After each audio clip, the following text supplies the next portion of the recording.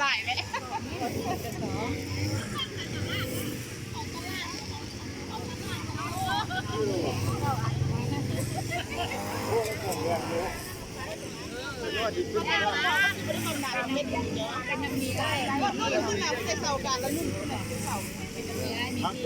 พูดหลายได้ไหม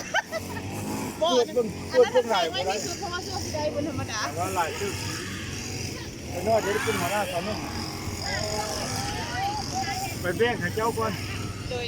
ทั้งเหนือทั้งใต้มีไอ้เขากันดีเป็นสิเล่หลายพันแม่กันไปสองทางว่าบ่ได้ผู้เดียวดอกบ่อหลายโอ้ยจะไปกันแล้ว